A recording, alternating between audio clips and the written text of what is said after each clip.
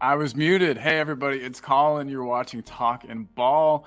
I hope everybody is doing well today. I know I sure am. It's Monday for everybody else, but for me, it's my Friday. I am off work tomorrow, so life is good. And Spurs won at the weekend, and not just won. We really pummeled them. So, I hope everybody is doing well. I want to welcome everyone in. I hope your day is going well. And speaking of people whose days I hope is going well, we've got Mr. Adrian Stroka here. And what's up, Adrian? How's it going, buddy? I'm fine, thanks. I enjoyed the result. It was a very good result, wasn't it? Absolutely. Performance. We shouldn't disguise. There was a few sloppy moments in the first half. When Basuma put a square ball across the box, could have got us into trouble, and Romero nearly cost us as well. And Van der Ven, I'd rather he didn't go charging forward. He charged down on the left, didn't he? And they hit a ball over the top. We nearly got caught out of the back, but we got away with it. And we looked better than moving the ball, even in the first half, I thought, than we looked against Palace. But second half, after 10 minutes, the game over, wasn't it? 2-0, it was game over. It really was. Yeah, it didn't feel for a second like they were going to get back into that. Not at all. They didn't offer nothing in the first half. There was that little attempt at the near post, which Vicario had covered anyway, and that was about it. They had one come off the shoulder, didn't they? Disappeared past the far post, and that they didn't really offer much. I mean, which probably surprised a lot of the neutrals watching, So, but we got such a good record there. That's now 10 That's what you were saying. 10 wins out of 11 there now, so. Yeah, absolutely. You can't beat that with a stick. That's for sure. We've got some people in the chat already, Adrian. We've got yourself. You said good afternoon before anybody. Big up to you, buddy. Mia is in the house. What, Mia? Mia, big up. Mia, hope you're doing well. She says, hold that Villa in cash, you absolute mugs. Love it. Audio Artisan is in the house saying afternoon, chaps. Good afternoon, my friend. Wayne Bonner. Yes, he's saying, sup, everyone. Hope you're all well. Great performance yesterday. Great result. 4 goals, 4 scorers. McGinn is a dickhead. And he absolutely is. I don't know why I hate that guy so much. Something about just the expression he wears on his face makes me upset. But it was a sending off. There was no attempt to play the ball. It was so it's classed as dangerous play. If he'd been attempted to play the ball on the board, he might have got away reckless of the yellow card. The commenters on saying yellow card. I didn't know what was going to happen. I thought, we got a free kick. I wasn't even thinking yellow card or anything at the time. I was more concentrating on the game than thinking whether this was a possible red. And it did surprise me when the ref pulled out a red, although when I saw the replay, were you at the match, Adrian? Sorry? Were you there? No. I streamed it. I watched it on the Sky Go. Yeah, I was gonna say I was watching as well, but when they showed that replay, it was absolutely a red card. Absolutely. When you see it in slow motion, it looked worse, didn't it? It did look worse. So absolutely. Wayne says that he heard that Benny had a word with Cash towards the end, but he missed it. I did not see that. I was actually going to bring this up. I was going to say that it looked like Matty Cash escaped pain. Does that show that our players, particularly Romero, are maturing? Do you think? We probably goaded some of the players. I might have given them the verbals, But look at that face. You didn't want Romero to go into one. He's proved like he can contain himself in important games because this was an important game. In other big games before, it's when he's got his yellow cards and lost it. So no, he's proven to be the quality defender he is. I mean, he's a superb defender. I love it, and that's really all he needed to cut out of his game to be top level. So. Yeah, can't beat it. I'm very, very happy with that. I do wish, a part of me does wish that Cash would have really gotten, knocked into real hard. But it didn't happen. The one foul I saw on him was Brennan Johnson towards the very beginning of the match, and it was a very weak foul. Didn't he play well yesterday? Didn't he play well? That's 2 games he showed that he's got potential, and it's just not all about pace. He showed there's more to it. So, we want to see this. We want to see more. I mean, the jury's still out on him because for the money we paid, we should have another ready plan in that position. But the jury's still out of him. But he's shown that he has got potential. And what Ange must see in him in training, Yeah, No, absolutely. And a little later in the show, I'm going to do player ratings. I've got each player, and I want to have us rate them all and give them a 4 out of 10. But before that, um, first of all, there's more comments I want to get in here. Audio Artisan said he was worried when Vicario's head got stamped on. I had kind of forgotten about that. That was a little worrying. It even looked like it drew some blood. I saw there was some like Vaseline or something smeared on the back of his head. So yeah, I'm glad that Vicario is okay. And I did have a £1 at 66 to 1. I'm not a gambler. I usually have four or five silly pound bets on a game, and I usually go for the ridiculous to make it worthwhile if I win something. So I won £66, so that was nice. You know what I mean? So yeah, absolutely, especially in today's economy. I've got to admit. It's those crazy scores, but that's what makes it fun. That's what makes it fun for sure. Dekaru is in the house, another member. So we got Mia, Wayne, Dekaru, all members. Cosmic Sean is here. Big up, Danny. Where is he at? Oh, he's towards the bottom. So Sean's here. Cosmic Sean, my in real life friend. Sean says, "Big up, mi familia. Hope everyone is well. We are good. We are still high off of that result yesterday." And Lee Smithy Smith in the house saying, "Mr. 66 to 1 Stroka." Yes, yes, absolutely. Me saying he didn't escape though. We defo crashed into him and Benny at the end. So we'll bring him back up. So what happened? Did you see anything with I wasn't looking for it. I was probably too in the clouds with the result, but if you're going to do it late in the game when the game's won, and you could get a yellow, you get a yellow, so if you're going to do it, but absolutely. If anybody in the chat knows what happened or saw anything after the match, I was doing a watch along and I missed it completely, I guess.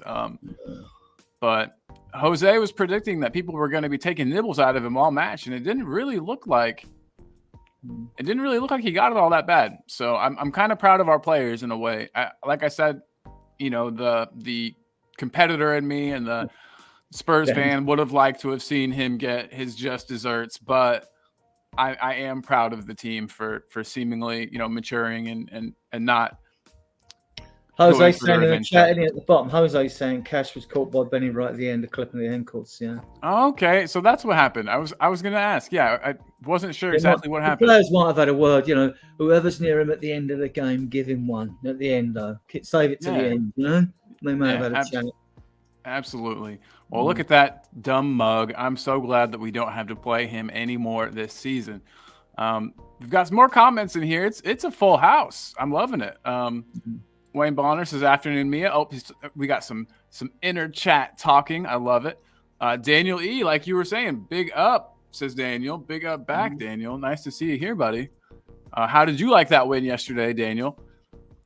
Wayne Bonner is saying, "Johnson impressed me yesterday, especially when he went for McGinn. Love that kind of passion and team spirit." Oh, after the foul, like he got right up and got in McGinn's face. That was a beautiful thing. That was a beautiful thing. Ryan G, our favorite Wolves fan, is here. What is up, Ryan? Hope you're doing well. Always good to have Ryan in the house. Always contributes to the discussion. See, I think he's a secret Spurs fan. Don't tell anybody we said that, but he says he's Wolves. I think he's Spurs. Jose said the predictions have been suspended for this week due to an illegal set of patterns. I love it. Who was it cheating, Jose? Was it you? Just kidding. Jamie Imber is in the house. I'm not sure if you know him. Adrian, do you know Jamie? No, I don't think so. He's a real good bloke. Jamie, nice to have you here, man. What a game yesterday, indeed. Ryan said his predictions were pretty woeful, but yeah. So that's pretty much. We're pretty much caught up with the comments. Ryan says his predictions were pretty woeful. Daniel's telling Jose he knew it was fixed. Ryan says he got the Palace versus Luton result right, and that's about it. And then no secret Spurs fan, just like a lot of the Spurs YouTubers calling, "Hey, big up, Ryan, big up."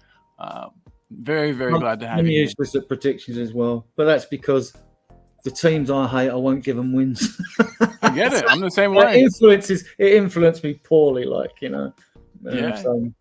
Absolutely. Daniel says he's here for the Timo Werner redemption arc. He's shameless. I love it. Yeah. Long may Hey, it continue. If it continues, we keep him. If it doesn't, we let him go. Because exactly. I've been banging on for ages that if we've got wide players, I don't care how good they are, how good they look, they've got to score goals. We've got to have And goal scoring wide players. If we're ever going to dream of winning the league in my lifetime, which I don't know how long it is. stop it. Stop it. But I put in here, I put this banner up before the show even started. I think Werner's the real deal, and we need to accept it. Obviously, there's that blemish on his record against Chelsea, or not against Chelsea, but with Chelsea. There's that blemish on his CV, I guess, as you would. But I mean, he's shown in Germany that he could do it at the highest level, and he's showing here that he can come in and immediately contribute. That's what's made me the most happy about him. There hasn't been like a settling in period. There hasn't been, he's looked quality from the get go. What say you? What do you think about him? Yeah, he's done well, isn't he? He's got 2 goals. The goal yesterday was better than the one against Palace. No, he's done well when he's come on, and it's just that when Solomon's back, and Ange really likes Johnson, doesn't he? I mean, I don't think Johnson would have got all the game time he'd got if the whole squad had been fit and we hadn't all the horrendous injury list. I don't think he'd have played. I think he would have drip fed him and give him more game time. But agreed, yeah. He can maintain the form of the last 2 games. We've got a player. I don't expect him to be brilliant in every game to the end of the season. I don't expect that of any player. But you expect him to show enough that you think, right, okay, you can be a valued member of our squad, because we've still got to ship out loads. Well, mind you, they're out on loan at the moment. We've got loads to ship out. 6 players at minimum, I would say. Yeah, at minimum. Just those loanees. With Tanganga, Roden, Reguilon, Spence. Luckily, it looks like Spence and Rodon are wanted, so that's a good thing. They're wanted by their clubs. One thing I was gonna. Do you think that? Is there any world where you think Joe Rodon comes back and plays for Spurs, or do you think he's gone for sure? No. Bummer. Even Dragerson showed when he came on. There was a bit of debate. Dan was in a chat yesterday in a podcast session. I was in agreement with Dan actually because there was. A couple were saying he looked a bit nervous when he come on. I don't think he looked nervous when he come on, Dragerson. I didn't think he did at all. But he showed enough. He made one good block. I see him down on the left-hand side. He didn't look out of place on the left side of a couple of nice passes. He had a couple of nice long passes. I think it helped that Romero, he's got quality defenders, and you Doggy, obviously, either side of him. I think you Doggy was my man in the match, but we'll probably come to that later. But I mean, it helped. No, he didn't look out of his depth, and he's had a half now. I don't think VDV's that badly injured, but now we've seen Dragerson yesterday, if he's got a knock, let him take what time it takes to recover properly, because he's just had a hamstring. It might just be a knock, it's like pull or twist or something like that. So if he needs to miss Fulham away, let him miss Fulham away and let Dragerson play, So, but Andrew do what's best. He'll put the team out what's best, So yeah. Oh, absolutely. But I think yesterday marks the end of us seeing Royale or Ben Davis at center back. I think Dragerson's been blooded in now. I think he's shown he can do the job. So yeah, I don't think we'll be seeing any more of those two at center back, and that makes me a happy man. I'm not sure about you, but not that they didn't do a good job. They held their own. They did fine. They held us together during a rough patch, but I would just assume not see them lining up at center back for us. But yeah, Chang is in the house. Chang is here. He says that live Villa away watch along was something else to behold. Still on a high after the final whistle some 24 hours ago. The final flourish towards the end made the midnight walk home worth the while. Chang, just wanted to say again, thank you for joining us. Chang, part of Talking Ball. He is the man. He's always there.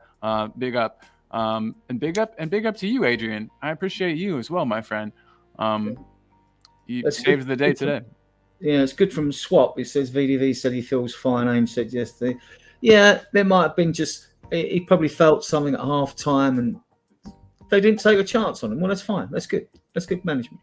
So that's all good. I mean, absolutely. Like I say, you could see Ragerson coming to that. I mean, Andrew's never going to play a three at the back, right? It's not his system, and he always plays with two wide players. So the only way you can change the system to fit Ragerson in, is to put Romero as at right back or something, or the defensive mid, or defensive mid, right? And then, I mean, other than that, and then you still got your two wide players or that means one of the midfielders dropping out again. And as we're struggling to put them in, but you know, you could play all four of those midfielders if you didn't play a Richarlison, because you could play Sarr, Bentancur, and Basuma together. But that would mean Maddison would have to play as the false number 9, like the 10, like Bobby Firmino played at Liverpool, withdrawn when he had Son and Mane. So then you could play Son on one wing and someone. So you could cater for all four midfielders. He could, if he wanted to, just tweak it. It wouldn't be changing the way his system. He'd still have his inverted fullbacks. He'd still have his two wide players. And you know he's not going to change that. So when people suggest three at the back, I get it. And and we've got the capabilities of playing three at the back easy. But I just don't see Ange doing that. That's just it. But, we like to play football managers and tweak the players and the systems, don't we? So, there's nothing wrong. We do, absolutely. And speaking of somebody who likes to play football manager and tweak the starting lineup, we've got somebody in the back room. Ready? You coming in? Here he comes, everybody. More the merrier. It's Jose. What's up, buddy? Good afternoon. I've been in the back and big smile on his face. you messaged me to see if I want to come in or not, and I said no, I won't come in while Adrian's talking. Let him finish his point. Very kind of you. Very kind of you. I know. I go on. No, I'm good, thanhanks. I've just noticed that Talking Beer's here. So good morning. Good morning, Talking Beer. I'm sure that you've been really busy, but you missed the predictions this week. But if you want to get your prediction in for the last game tonight, Nick, you're more than welcome to, and it's Chelsea v Newcastle, and I'll stick you in just for that prediction tonight if you want. The predictions have been suspended for everybody else because there's an illegal pattern here. Someone really stormed this week, and because they stormed this week, I'm just like, nah, just got to suspend it in ya, because otherwise we ain't gonna hear the end of it. Oh no! Oh, it's like that, huh? I can already guess. Who smashed it? Who smashed it? I'll tell you what. I'm not saying nothing because we're just not going to hear the end of it from now till probably next season. We won't hear the end of it. Honestly, you're 100% right. This person's just going to carry on and on and on because he smashed 1 week. Talking Beer's going 1-2. I think Chelsea loses 2-1. Yeah, Chelsea loses 2-1, he says. Let me just stick him in then, because he missed out. You're not the only one, because Nate Pye came in yesterday, and he's done 2 predictions. See, there you go. And Talking Beer, it's really good to have you, man. It's been a couple days. Missed you. Glad you're here. Jose, I did 3-1 for Villa in the predictions, didn't I, for Spurs? But like I say, the only person who predicted the Tottenham result. There's only one person that predicted the Tottenham result, and that was Jimbo. Oh, well done, Jimbo. Jim's good at this. Jimbo went 4-0. On my silly pound bets, I had 2-0, 3-0, 3-1, 4-0. So I don't bet bits. I just have some fun bets, So, no one scored a point for West Ham Burnley. Well, yeah, who would have expected that one? Yeah, they were 2-0 up, Burnley, weren't they? They were winning 2-0, Burnley. But no one went for a draw. Everyone had a home win or an away win. No one went for a draw in that game. So I bet a lot of people had a draw for Liverpool Man City. I've got 1, 2, 3, 4, 5 correct score predictions of 1-1, and 1, 2, 3, 4, 5, 6, 7, 8, 9, 10, 11 predictions of 2-1, 1-1, 3-1, 4-1. So sweet. So some people got some points. Not me. I was not one of those, but that's okay. But we're suspending the predictions. Right? Yes. No predictions this week. Yeah. Because do you know why we can't? continue with predictions this week? Because it's fixed. someone's time traveling, I think. And someone's told us that it's fixed. They tell us every week it's fixed. Well, if it's fixed, we'll cancel the predictions this week. There you go. There you go. Love it. So what's the keeper of West Ham this week? Is it Ollie Watkins, McGinn, and Cash? So you're jumping the gun. You're jumping the gun, my man. But no, that would be a good one. That would be a good one. So Jose, you weren't here when I asked this, but you did kind of put something in the comments. Yeah. So right at the end of the game, Colin, right towards the end of the game, Matty Cash had the ball, or the ball was with Matty Cash. It was in the right back position, but it was about. So in their half, it was in the right back area, but it was probably halfway in the half, so to speak. So about 10 to 15 yards outside of the area, but on the right back position. And Mr. Bentancur went running towards him and clipped his ankles. Good. The slightest clip, but clipped his ankles right at the end of the game. Nothing happened. Nothing happened. So no he big did, fights. he did get him. He did get him then. It was pro, wasn't it? I'll tell you what. Yeah. Are we talking more about the game now? Or yeah. Sorry, I was going to say with Matty Cash, there's a few players that went towards him for tackles and that, and Matty Cash hesitated, jumped out of the way. Matty Cash didn't want to know at all yesterday, and I think that he feared that someone was going to try and do him. So he felt. I felt that he was put off his game from the first whistle. But then I will say that about everyone from the Villa team was put off. Now, I'm not going to listen to anyone tell me, yeah, but they played the midweek, blah, blah, blah, blah. It's a load of bull crap. Well, there's always that. You know? See, it depends how you want to look at your team. I always try to be positive. So we played well second half, right? Did Villa play poorly? Well, Unai Emery tinkered with his tactics again. You can't say his tactics were wrong. You could say his tactics were right, but his players couldn't impose the change, right, on us. So it's two ways of looking at every result and tactics like that, you know. But to me, he got it wrong. Villa were poor though. I mean, like they. But we didn't let them play, Adrian. We didn't let them play. It's not that they were poor, Adrian. From the first minute when we did the watching on yesterday, from the first minute, I was saying that we played so well that we went for them. Our pressing was superb yesterday, to a man. Everyone that pressed, the whole team did it together. To a man, we impressed impressively, and we actually played for 100 minutes of the match. Yeah. So when you called it right with Beck Johnson, like starting. You did. I said Johnson, Sarr, and Porro the three that would come in, but I didn't realise it was Kulusevski who was going to make way though. Well, I thought an away game, if you want a bit more stability, you've got to play Sarr and Kulusevski, in my opinion. But there'll be games when he doesn't do it. I mean, I thought Werner would start instead of Johnson. That's what I'm saying. Johnson played well. Yeah, I thought Werner would have started instead of Johnson, but I thought Johnson might have got the nod because I've said all along for this week, pace kills. Pace kills anybody. It doesn't matter who you're playing against. Pace will kill you. And we have got a really pacey team. You've got a Doggy, Porro, Mickey van der Ven. Romero's no slouch. No. You know, and at the end of the day, Basuma's not a slouch. Neither Sarr. Madison probably ain't a slouch over the first five yards. And then Bentancur's our fastest midfielder, though.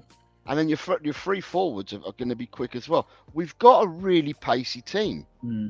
And pace kills people. Hey, we got Michael in the house. What's up? Hi, Michael. You're welcome. Michelle, we got Michelle. And we got players that are right to get off the ball. I mean, you could have picked about 4 players for man of the matches. You could have picked Doggy, Sarr. Kula had a hand in 3 goals. People seem to forget that still, even yesterday when I was doing write-ups and posts. You know, he had a hand in 3 goals. And who else? I had 4. Doggy, Sarr. Kula was probably 1, and who else? Madison. See, when Madison gets forward, it stays in the middle third or final before he gets. I've noticed yesterday. I don't know if you noticed it, Jose, that Basuma was coming deep to pick the ball up again. I was going, hooray, at last. You know, we don't want Madison to. Basuma in the first half, one wayward pass. Short pass, it was one wayward pass. Square across the box, which nearly cost us. And but the one wayward pass, he lost one ball in possession, one wayward pass in the whole of the 100 minutes. Yeah, he played well. It's a no in a coaching man. You do not make square passes off the box That unless was know the it's one totally- poor thing he did that first half. unless Though. it's That was risky. it. Romero nearly dropped us in it as well at one stage, and then you had Van der Ven, like say, went on that charging run down the left, and I thought, no, Mickey, stay. We need you at the back. Just stay at the back, you know. And we nearly got caught on the counter again, but they had that shots at the near post, which Ricardo had covered. Apart from that, couple of misses wide, they didn't do nothing, did they? Really? Yeah, no, not really at all. There was a couple times in the first half where they had the ball like in our box and were kind of causing some chaos. There was a few times where I was a bit worried in the first half. I'll be honest, just a bit. I wasn't worried. They did come into it after a sorry. bright start. They did come into it in sort of like the middle phase of the first half. But still, Tottenham controlled it though, Adrian. Yeah. And I was saying this on the watch along. Colin, you watched the same game as me because we watched it on the same stream. And we were on the watch along together. And I was so impressed. But listen, I'll go back, Adrian. I'm going to go back to last week. Against Palace, for some reason, the stream that we watched it on last week, I could see the game from the way that my pitch is there. That you can see, I could see the game that way. So I could see when we had the ball, I could see the movement that we were doing and what we were trying to do with the ball and side to side and how we were trying to plug the holes. So I actually think that last week our first half was really good, and that was the bedrock for our second half, and also then became the bedrock for this game as well against Aston Villa. I think the green shoots, and I said this last week on the watch along, I see green shoots here. I see the green shoots. I could see what we're trying to do. And it just so happened to be that I had a different camera angle, which made me see a lot more of the game last week. That's the American one. So yeah, whenever we can watch it on an American stream, they usually have that angle. I don't know why. The angle is totally different to what I see on Sky. The angle that I saw last week, totally different.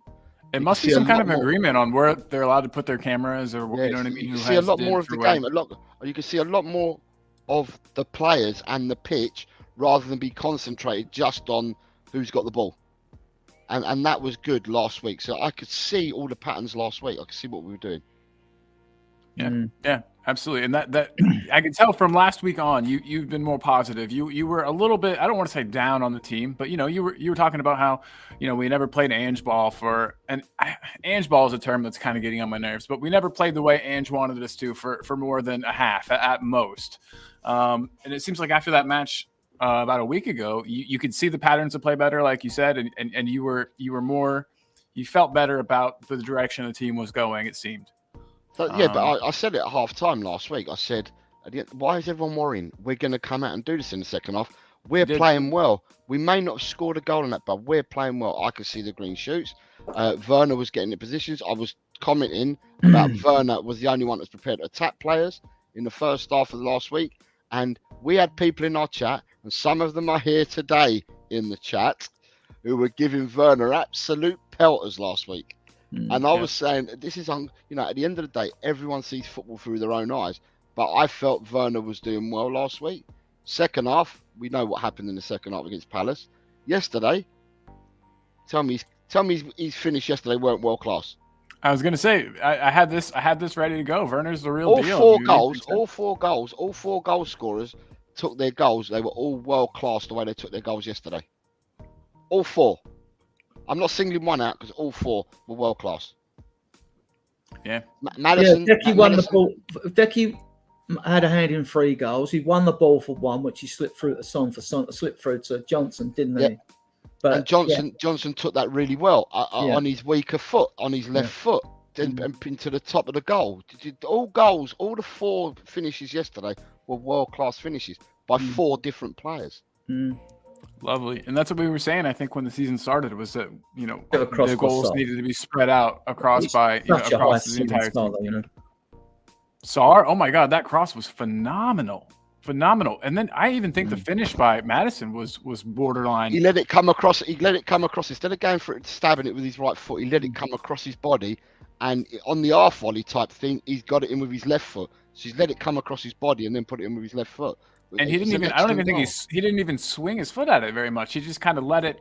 You know what I mean? Let it come off him. It was almost like a header, but with his foot. Werner's goal. Sonny's pulled it back to him. He's let it come across his body, side foot with his right foot, and he's beaten the keeper's dive to the other corner of the goal. They were excellent. All 4 finishes were world class finishes. sublime touches. They were touch finishes, every single one of them. Superb. Yeah. Absolutely Absolutely. superb. And Sonny's goal, well, Emilio Martinez, love him or hate him, he's a good keeper. And he completely smashed that ball into the net. I do hate him. Love him or hate him, it's more of a hate for me. But yeah, he is a good keeper. That ball was You're in right. the back Son of the net. likes to go against Villa. Martinez was still diving, weren't he? So I think he's got, is that 14 goals Son's got now in 20 Damn. games? Because he was away in Asia, wasn't he? Yeah, for the first meeting. He's going to beat his 17 when he shared the golden boot with Salah. Oh, definitely. But Ange ball gives him more chances. He doesn't look so streaky now because you think, okay, if he doesn't score one game, he'll score the next. But if he's going to score every other game, he's going to get about 18, 20 plus. You know what I mean? So, yeah, definitely. We were all wondering what was going to happen, where the goals were going to come from across the team. Obviously, Sonny's got a fair few, but the fact that other players are scoring makes me really happy. We were so dependent on Kane. And it's really nice to not maybe be so dependent on Kane. But real quick, Jose, you know how Daniel E is one of the ones that was not on the Timo Werner train. Daniel E under suspicion. He's one of the ones I've got under suspicion for predictions this week for illegal patterns. Oh shit! I wondered. He's one of the ones. He said he's here though for the Timo Werner redemption arc. He's shameless. I love it. And he also said, have I noticed that since I've asked him what it would take to change his mind about Werner, that now he started showing the numbers. That Dan said he needed 2 goals in 2 games. Show him the numbers, and look, he's got them. So, Adrian, what's Werner got in goals and assists? I find out. Well, he's got this season. He's got 2 goals, hasn't he? Okay, and how many assists has he got? I don't know. He has got a few though. At the start of when we bought Werner in January, people, and I'm talking about generally, people were saying if he gives us 10 GAs from now to the end of the season, that'll do. And then the most I heard someone say was 12 GA, right? Well, he's got whatever. How many has he got, Connor, at the moment? 2 goals and 2 assists. So he's got 4 GA at the moment, yeah? Yep. Okay, so he's got 4 GA at the moment. People were asking for 10. There's 11 games to go in the season. So if you're asking for 10 GA, and he's already on 4, and he only has to get another 6, worst case scenario, if people really want to hype it and go for the extra mile, he needs to get 8 in 11. Because people were saying, the majority of people said 10. I heard one person say 12. And this is on different chats and different channels, right? But the average was about 10 that people were saying. So, listen, the guy fits our system. The guy is still learning our patterns. He's only been with us since January. And I know he's an international. And I know that he's played football for many a year. But we've got a lot of players. We've got a lot of players that we have brought in this season that all have to learn the pattern of play. So you've got to give them the season to embed. But the only unfortunate thing is Werner doesn't get the whole season to embed. The rest of them do. Werner only gets half of the season because Werner has to prove in half of the season whether he's worthy and whether he fits and all that jazz. But he only gets half of the season. Everybody else gets a season. Everyone else is going to get an embedding season out of it, apart from Werner. So, at the end of the day, long may it continue. He's I want him to do well. He's come in. He can contribute. He's contributed straight from the off. I mean, he seems great. Like I said, he's a pro at the top level. He's not some young kid who's coming to us from, a lower league who's got to learn the game. I mean, he does have Premier League experience. I know people will talk and say that's like the blemish on his record, but he's got Premier League experience. He's got experience playing at the highest levels in Germany, and he shows it. He looks like he understands the game. He understands ball. He understands when to make his runs. And now we're seeing that he's got a finish on him as well. It's great. I love it. Ben got a score right. I know he's Is that allowed, Dozy? Are we going to deduct him points for a financial fair play? Or? He would like to deduct points. Ben messaged me yesterday to tell me that, and I knew already because I'd known because I can see who's predicted what. But Ben predicted 1-1 Man City Liverpool and got it right. He got it spot on. But then Ben's also got another 2 points as well. So Ben's actually got 5 this week. Ben has more than me at the moment, the way things stand. Damn, Ben. Well, we've got Fulham away next, and I think there's a dreaded international break for 2 weeks again. God, I hate those. I really do. But Solomon would be fit then. Not everyone's playing next week because there's FA Cup, isn't there? So The next week, just to say predictions only, there won't be that many games that we'll be predicting from because there's a lot of games and rearranging postponements because of the FA Cup quarterfinals. But our game, obviously, because we're both out, our game with Fulham is on, and we're kicking off at 5:30 on Saturday evening. So, Colin, that probably makes it was such a big win because we only need 7 wins out of the 11 to get top 4. 7 wins actually would give us 74 points. 72 on average has got you top 4 since 1992. So it gives you a bit of leeway. I mean, when we're playing, and people say April's a hard running, even though other teams we should have fresher leagues because other people have got European football. But they're the teams who want to play the harder teams because they don't low block us.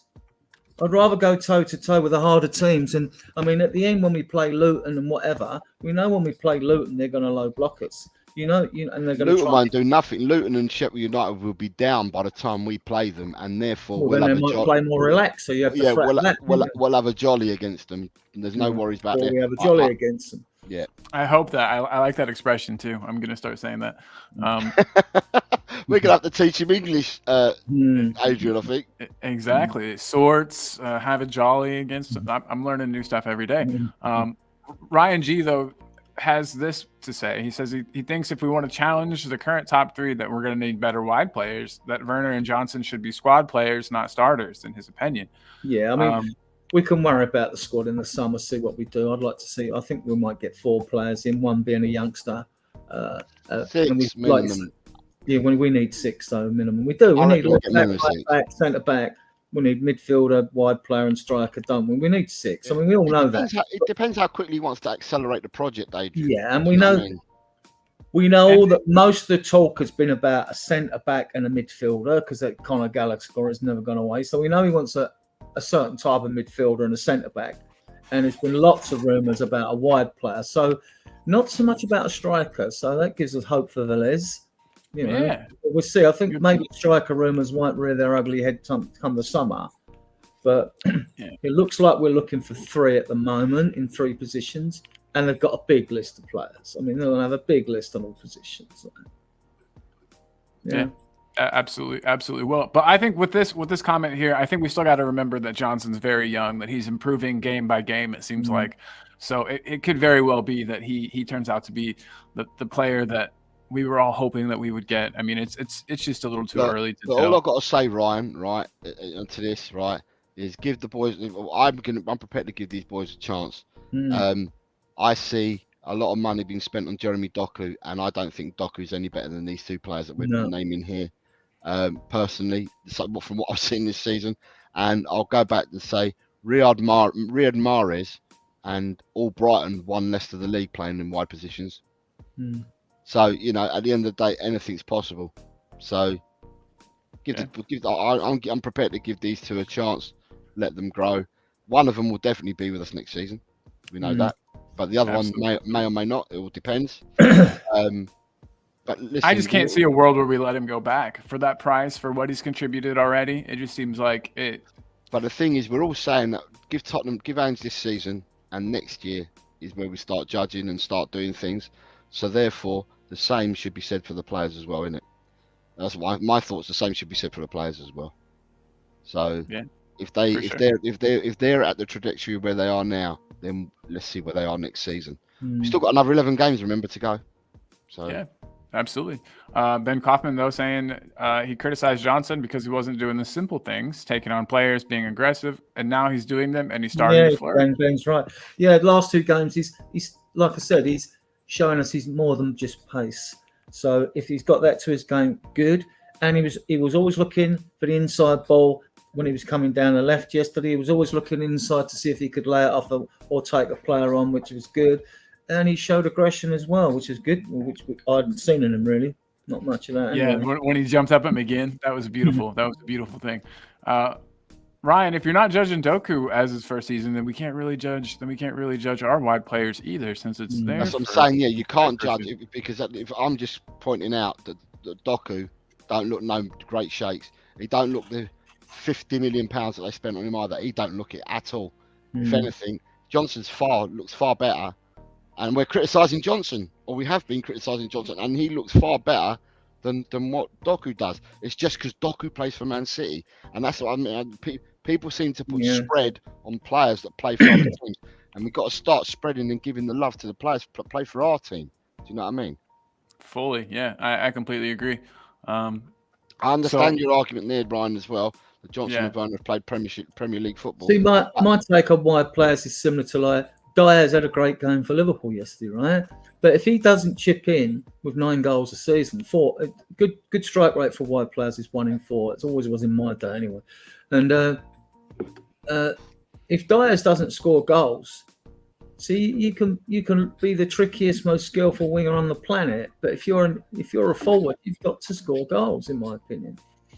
But if you don't score, but you set up, Adrian, it's still important if you are setting them up as well, though, because you may not score 1 in every 4, but in every 10 games, if you're getting like 7, let's say 5 assists, then that's still good.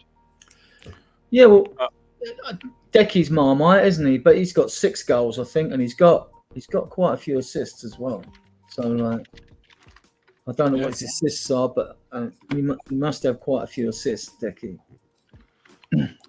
Yeah, I'll pull that up in just a second. Real quick, I want to say hey to Bill, but Bill is saying that we're crazy. I think he's saying Johnson looks better than Doku. This fan base, I can't tell if he's actually saying that Johnson does look better than Doku. I can't either, but I think the stats will back it up. Look at Doku on the eye, Doku and Johnson on the eye. Look at them both, and then look at their stats. And at the end of the day, I don't see Doku doing nothing for Man City at the moment. I think he's like clueless at the moment, Doku, when he gets the ball. He doesn't control the ball well. I watch Doku and he frustrates me. But I'm gonna go back with what Ryan said. Ryan said, okay, Doku's not a Premier League player, not played in the Premier League, but the other two have. Give them a season. Let's see where they are next year. Okay, let's see where they are next year. Well, he must show a lot in training to keep Grealish out and others out of that team, because that Man City bench. Grealish is injured. Yeah, right. Okay. But yeah, I know what you're saying, Adrian. I know what you're saying. There is tons of talent on that side. That's definitely for sure. But yeah, big up Bill. Up Bill. Nice to have you here, my man. Yeah. He took De Bruyne off because the game was drifting away from Man City. Liverpool did press like hell towards the end of that game. If any team deserved it, it deserved to be them. But I'm glad it was. It was a draw, so fair enough. It keeps it all tight at the top. Exactly. One thing too that I wanted to say is Dry Roasted is here as well. I haven't seen him in a long while. But Dry Roasted, I've been skipping around on these comments. Sorry Dry about Roasted, that. You've been missing in predictions for a few weeks now. I know you're a bit late to the party this week, but there's still one game to be played tonight. If you want to put in a prediction, Dry Roasted Peanut, and that's for Chelsea versus Newcastle. It means that you only get 1 in tonight, but you may score points from it. I don't know, but it's up to you, mate. Your call. If you want to enter it, just give us a prediction for that game tonight. And we were talking earlier about players that we needed. He reckons we need a goalkeeper, right back, a center mid, and 2 left wingers. That would be a heck of a transfer window, especially if any of those players were bigger names. So yeah, big up Dry Roast Peanut. It's nice to have you here, my man. I wonder if Totspurs is hiding in the background somewhere. Just hasn't made a comment yet. Totspurs, roll call. Totspurs, is he hiding? So one thing I wanted to pull up real quick it was Spurs GCTV, who's also in the house, says, afternoon, guys. Spurs GCTV. He likes Timo and would trigger his release clause. If he scores the winner against Chelsea, he thinks even the doubters may change their opinion. Can you imagine the scenes if Timo Werner scored the winner against Chelsea? That would be incredible. Well, if he plays in the next 12 games as 11, I know there's 11, but you would expect another 3 goals from him. If he's going to get 1 in 4. So then he'd finish the season with 5, which would be good. It's assists and all that. Well, then it's down to Ange, isn't it? Then it's down to Ange. People, I mean, I don't know, because I'm going to be shooting off. I won't be here till the end of the stream. Is it worth me giving the points that people have scored this week so far? Do it. Yeah, that's big. Because I was gonna run and go get a coffee anyway. So you could do that. I'll run and get my coffee real quick, and then Adrian and I will do our player ratings. Well, and I mean, you're definitely welcome to do those with us too if you'd like, Jose. But I know that you've got limited time. Right, what is he saying? 417. Are you talking about 417 or 419, Ben? Let's pull it up. Oh, it's the one about it's the one There about. it is. There he is. He just brought it up. No, that's 419. There, 417. Just saying, I criticised Johnson because he wasn't doing the simple things. We all have. We've mentioned this already, Ben. We already read your comment out already. This one. But I think he might have been talking about the. No, he says Emerson 417. one. This is the 417 one. Well, I There's a meant to 419 pull, one. There is a 419, but he says comment at 417. Well, let's. Oh, Do you mind if we 419 read out as the well. 419 Okay. one? Okay. Right, Yeah. we've already read the 417 one out and said the comments, and the 419 that you say is elephant in the room, guys. First game without Emerson Royal, and we played brilliant football again. Keep a clean sheet and batter a team. Coincidence? No. I kind of think maybe a little bit of a coincidence. No, because we looked a balanced and cohesive unit. I mean, that is the difference. That is the difference. I mean, we look balanced. So Emerson not being in a team makes a difference as long as Porro's fit and playing. Yeah. Interesting comment as well from Daniel Lee before I tell everyone where they've got this week so far. 1-1 Chelsea Newcastle. Right. Sorry, I'm just going to put dry roasted peanuts in while you read that one, Cole. Yeah. The ultimate troll job to Chelsea fans to make them lose the plot is Havertz, Werner, and Mount all scoring against Chelsea in the same season. Has Havertz scored against them already? I'm not really sure, but yeah, Daniel, that would be the ultimate troll job. Well, and who was the commentator that called him the blue billion pound bottle jobs or whatever? That was Gary Neville on Sky when they lost the final. That's pretty ruthless. For all the youngsters. That is pretty ruthless. I'm surprised he didn't get in any trouble for saying that. But right, let me start from the top then, as we've got people writing down. Totspurs hasn't said hello yet, so he must be hiding. Right, at the moment, I have scored 4 points. Colin has scored 6 points. yes, Totspurs has 7 points. Bobby K has 2 points. Ian Meth has 9 points. Ellie has 5 points. Kate has 7 points. Leo has 5 points. Adrian has 8 points. Mark Cousins has 8 points. Nita has 6 points. Chang has 5 points. Lee Smithy Smith currently has 6 points. Chris Meta Football 5 points. Ronnie 6 points. Julie 4 points. Jimbo 7 points. Chris Peters 7 points. Stay Humble 7 points. Sanchez has 6 points. Jishnu 7 points. Daikaru 5 points. Spurs GCTV 7 points. Scott Colliver 7 points. David Shear 9 points. Ash P 9 points. Ryan G 7 points. Carl Simpson 3 points. Jamie 7 points. Neil 7 points. Audio 5 points. Rob Belcher 4 points. Alex Hilton Steak 3 points. steak. Josh Sarabi from Spurs Live has 4 points. Alan Clark from Time Added On 6 points. Kuva 5 points. Matthew 6 points. Mia I'm still waiting for this person that's cheated. Mia has 9 points. Nice, Mia. Nice. Eoin. Is that Ewan? Ewan.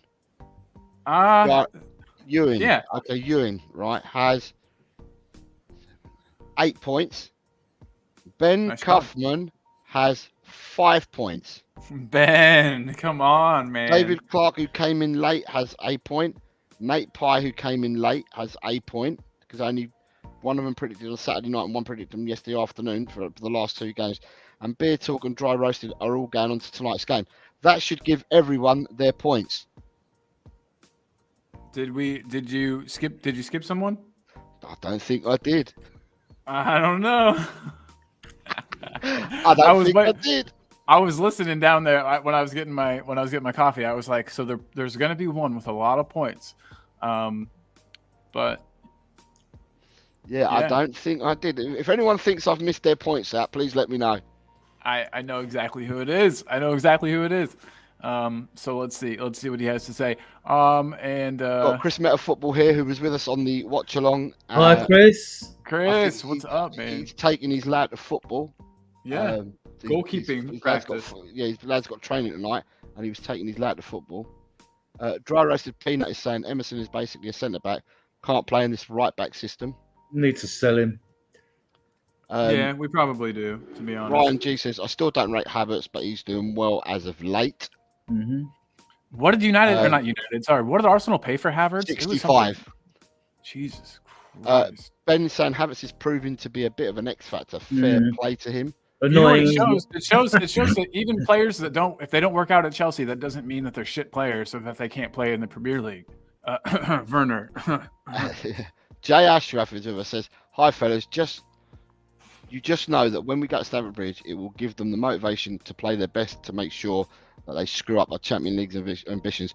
To be honest with you, Jay Ashraf, if we keep the players that we've got at the moment and we don't get any more injuries, I fully expect us to go to the Bridge and turn them over and get a result. Well, Chelsea, interestingly enough, I mean, you said they've got 4 years because they've got a new owner, Jose. I mean, like, they showed a loss of 90.1 million, and the season before a loss of 120 million. So that's I don't know how it works out. Adrian. I'm not sure how it works. Yeah, I'm not either. I just hope they get hammered. Yeah. But I mean, like, yeah. So they're already well over the 3-year limit, so they've got to sell. If they are allowed an extra year because of new owners, I don't see why they should be.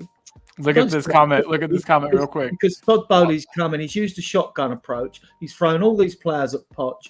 There's probably been no thought or recruitment team to sort out who they want in what positions and all that. He's just gone out and just bought like mad. And to me, that was never going to work. Or it means that some of those players will have to be sold on. You know? Yeah. Right, Dry Roasted saying this is like Eurovision when I was reading the scores out. Yes. David Clark, sorry I'm late. Just got back from volunteering at my local hospital. What's well the done for crack? volunteering. Yeah. Hi, Nice David. job, How are man. you, mate? Hope you're well. Very kind thing of you to do, sir. Nice to have you here. Ryan is saying good listening to Chris on the watch along yesterday. Chris is saying, geez, 5 points. Someone else gave my scores infamy. Ryan G saying 7 points, not as bad as I thought. I don't know. I got 8. Sid Moss says reminds me of the old UK football pools panel results when it was the bad weather. Ben saying, shit, I am no longer on 0 points. No, you haven't been, buddy. You've been doing all right. And I've got right. I need to understand, Daniel. Right, I just need to understand it myself. Is this fixed or not, Daniel? That's what I need to understand, because you keep telling me this is fixed. So is this week fixed again? You missed Danny. Did he get him all right, Dan? Well, Danny has been telling me. He told me earlier on in the show this was fixed. So just want to understand if this is fixed, and can he answer to me if this is fixed? And if it is, then I'll know what I need to do. Is it fixed or not, Daniel? Daniel, no, it's not fixed. Tell him so you can read out your score. I want to know what you got. He says it's not fixed when he's winning. So there right, you go. Daniel Lee this week. I'm just trying to see where he's on the table. Okay, so where he is in the table, I think Daniel Lee might be climbing up a little bit this week, to be honest. He might even be climbing up 3 places. He can't go any further than 3 places, I don't think, but he'll climb up 3 places. Daniel Lee currently leads the predictions for this week for this week's predictions, Daniel Lee has 12 points. Daniel Lee Nice has job. three greens and 3 oranges.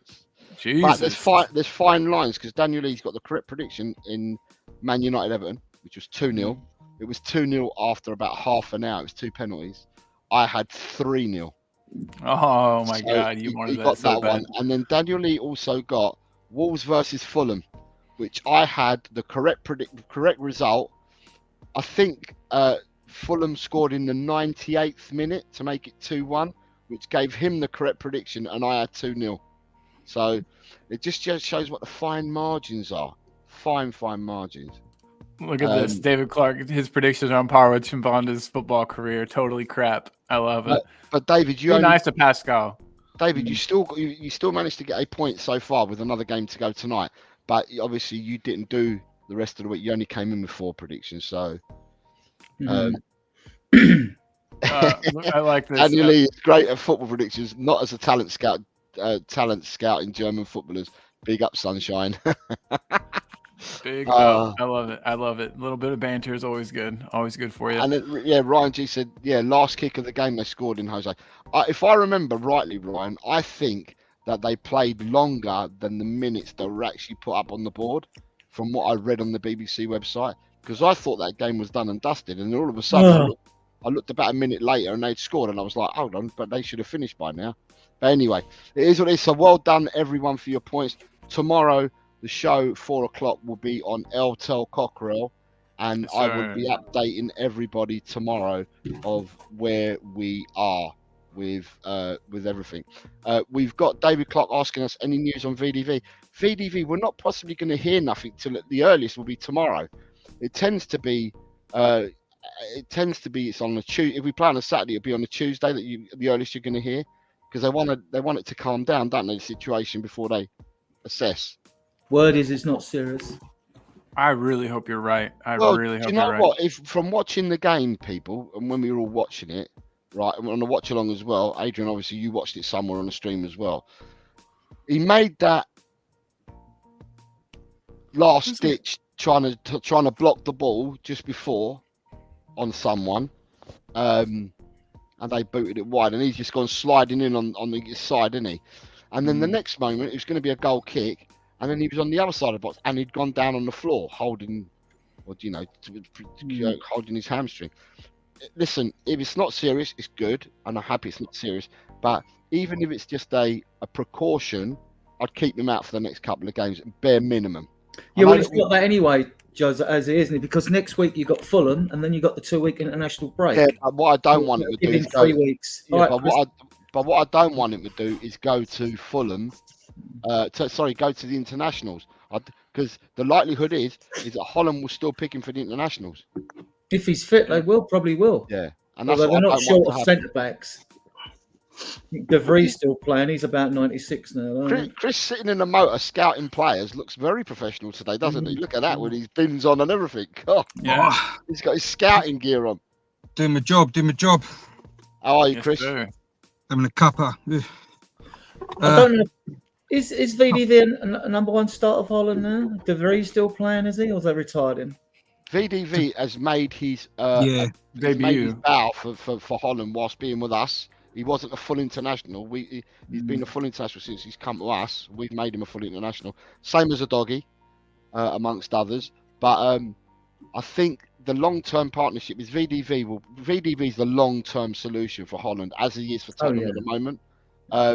But you still got Ake still plays there. De Vries doesn't seem to get into the side much, but he's in the squad. He was captain, wasn't he, De Vries? Yeah. It depends on how Italy want to play, because you've got Udogie down the left side. And you've got Holland. Yeah, correct. But you mentioned Udogie, and you've got Di Marco, who plays for Inter down the left, who's a very, very good player for Inter. So he's got a lot of competition, Udogie, down that left wing, that wing back kind of role.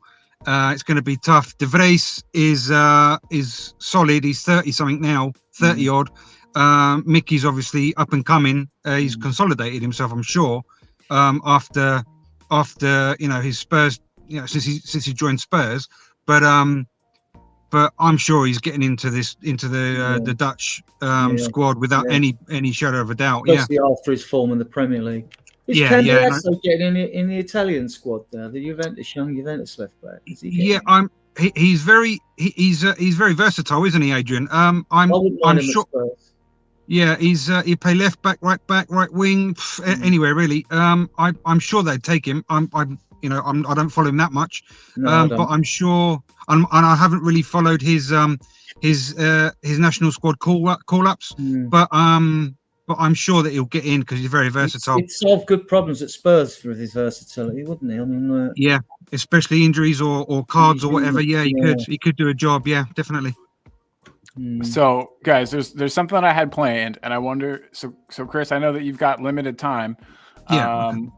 But could we possibly? Do you guys mind doing some Tottenham player ratings? I'll throw the players up, and I just want to know what you would give them out of 10. No problem. Lovely. I got all these ready earlier, so I want to make sure I use them. So we'll start obviously with Vicario. He didn't have nothing to do, did he, really, in the game? But I'm gonna, because it's we were away and it was such a good performance. I suppose he didn't have nothing at 6. Seems fair, Chris. Yeah, I'll give him a 7 just for being there. Yeah.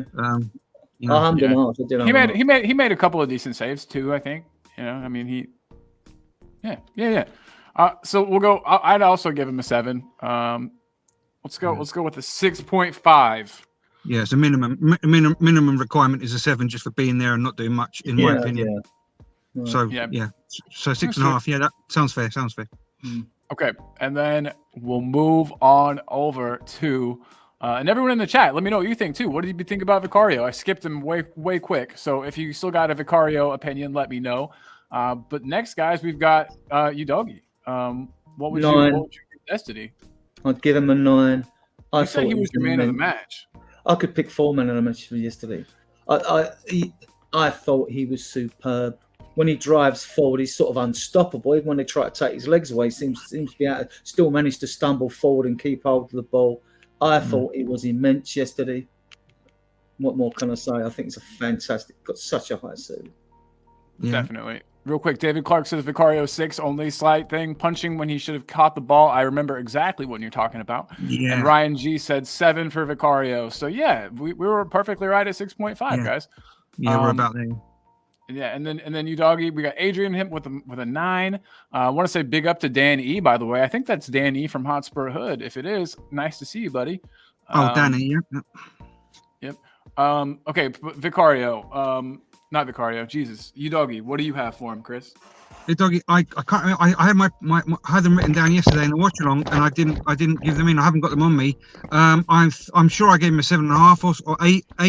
Something like that. So go with an 8. Yeah. Sorry, I forgot. Are you doing the predictions now? Thingies. Right. Yeah. Vicario 7. Sorry, because I'm doing something. Vicario 7. And who you gone to? A Doggy? Yeah. Yeah, a Doggy gets an 8 from me. Yeah. Doggy gets an 8. Daniel E says 8. Ryan G says 8.5. I think 8. I think 8 is about what he's getting. 8. Let's go 8.5. 8.6. Stevie D. Good afternoon, Stevie D. How are you, mate? Hope you're well. What is up, Steve? Good to have you here, my man. 8.6. The old Stevie D. I like 8.6. Let's keep the 8.6. I'm loving it. Good. Yeah. And then we'll move on over to the blanket. Right. See Ryan's comment. Hold on, where is it? Right, he's 0.5 extra. I was forgetting McGinn sent off. I didn't think he got McGinn sent off. I think McGinn got himself sent off because you put that tackle on any player, you're going to be sent off. Yeah, absolutely. Ronnie's coming in with 7 for Vicario, 7 for a Doggy, but he's given us everybody. So we'll catch up with you, Ronnie. We'll catch up with you. Yeah, big up, Ronnie. Thank you for that. So now we move on to the blanket. The blanket himself. The cross between the Roadrunner and Speedy Gonzalez here, aren't we? Yeah, and, exactly. Only because he played one half, I give him a 7. Yeah, same as me. He's going to get a 7 from me because of the one half. Ronnie's agreeing. Yeah. 7. I think I gave him an 8 until he got injured, so I'm going to maintain the 8. I think that's what I wrote down. Yeah, it's so, not his fault that he got injured. He No, didn't injure himself. So no, it was an unfortunate stretch. But he's not going to be your. But had he played the whole night in 100 minutes, Um, he wouldn't have been your man of the match. So that's why I can't go anywhere near. Yeah, I know. It was until he got injured. So I don't want Jose to get upset with me. No, I'm not getting upset. So, I'm just saying because you can easily find me if you come over to Spain. So I'm going to give him a 7.5. Go on then. All right. Ryan G says 8. David Clark says 9.5. Fantastic awareness and great blocks. He did make a couple of immaculate blocks. So that is very true. We've got anywhere from 7 to 9.5. Dan E says 9 for what he did, saving Romero 3 times in the first half. And then Daniel E says that he makes Speedy Gonzalez look slow. So I think with that, I think we can go ahead and average somewhere around 8.8. Let's go with an 8. An 8 for him. Does that sound good with everybody? 8.13. Yes, 8.13. Buenos tardes, señor. Who's that? Okay. Oh, ¿qué tal? Mr. Sandoval. All right, Sandoval. All right. So next we'll move over. So we've got him as an 8.13. Then we've got Mr. Romero. Mr. Reliable. He's shown that he can keep his head, hasn't he? It was a big game, and then some of these big games he's lost his head. He gets too hyped up for them. But he's really shown after his last suspension and that he's really shown good discipline. Romero, he's quality. He's absolute quality in my opinion. 8. Well, I agree. I think 8's fair as well. Yeah, I'm going actually, I concur. I don't agree. I concur. Your English is getting better, Chris. I know. It's like almost 30 years in Spain, mate. That'll get you. So Ryan G says 7.5 for Romero, which I think is fair. Dan E says Romero 6, caught out 3 times with the ball over, and VDV had to save him. David Clark says Romero 8, keep taking the pills. Is there something on pills? I don't know. Keep taking the pills though, Romero. He's not smashing people up and getting cards and stuff like that. So that's what I think he's referring to. Gotcha. Yeah, no, that makes sense. Totally. Spurs GCTV has given theirs all the way up to where we are now. Vic 7, Udoggy 8, Mickey the Wiz 8, and Cootie as an 8. Daniel's saying he gets an extra mark from me for not getting too emotional about that cash challenge. Some of the fans were, were wanting him to go get him, so he gets a 7. Nice, Dan. Yeah, Daniel, I get that. He definitely surprised me a little bit by not going in for any kind of extreme tackles. We saw how he got Richarlison a couple of years back, so we know he's got it in him to go for some crazy wild tackles. So yeah, I think we can go ahead and say that he gets an 8. Fair enough. Actually, yeah, he gets an 8. And then Jose brings up a good point. You mind go ahead and tickle in that like button if you could? It helps us out a lot. We would really appreciate it. But we'll continue. We move. And the next player on our list is going to be Pedro Porro. I'm going to give him a 7. I just thought he had a steady game. 7. First game back, steady game. I'm in total agreement. I love it. I love how formal you're being. So David Clark says 7.5, better defensively than going forward. Dan E says 7. Ryan G says 7. GCTV says 7. I don't know how we can give him anything other than a 7, you guys. What about you? Are you going to talk, or are you just going to tell us what we're doing? God, what are you giving him? He played really well. You can definitely see the difference between him and Royale. It's night and day. He actually gets involved in the midfield. I don't know. Royale isn't absolute trash, but for this inverted fullback role, he just isn't suited for it one little bit. So it felt nice to actually have a player that can handle that position in there. I felt a lot safer with him in. And I felt like we had more creativity going forward. He's a threat going forward as well. Whereas Royale, not so much. Royale could miss a chance from a yard out. So, Colin, you could have just said that he's more suited for the role. That's all you could have said. I had to dog on Royale a little bit. Wayne Bonners could put a comment after this, but can I just say, Wayne, you missed out on the predictions this week as well, mate. Do you want to get your prediction in tonight for the Chelsea Newcastle game? If you do, then at least you get one prediction in for this week. But yeah, if you want to put it in, Wayne, I'll put your score in for tonight's game if you want. And he's saying that Romero was holding on to the ball too long in the first half, but in the second, he was moving it quicker, which improved the performance in the second half. It's a good point. Yeah, I can see it. Stevie D is given 7.8 for Porro. Zorro, the masked assassin. And Daniel E says, how class has Porro looked this season, though? You're talking about one of the best right backs in the league. So when you're saying that Porro looks better than Royale, Colin, is what you said, yeah? Mm-hmm. Do we need to check Porro's passport? No. Because he's the real. What's his passport? Is it Spanish? Because he's got the real deal passport, isn't he? Yeah, he's not. He's yeah, not he got the fake. it. Yeah, he got the fake pork and cheese Brazilian passport. No, he does not. He does not. So it looks like Pedro Porro gets about a 7 from everybody. I think it's his first game back. He's getting up to speed. I think 7's fair. He played well. Yeah, the steady game played well. Yeah, absolutely. He's pork and cheese, definitely. Royale's pork and cheese. Porro's definitely Spanish. I love it. Pork and cheese. Jesus.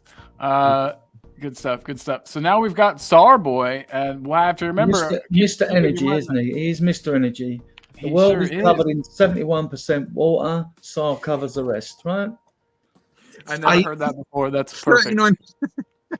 It is 7, including fresh water. 2-1 to Newcastle, so that's 1-2 then. Sar covers the rest. The guy's got such a high ceiling. I mean, I've got you in, Wayne.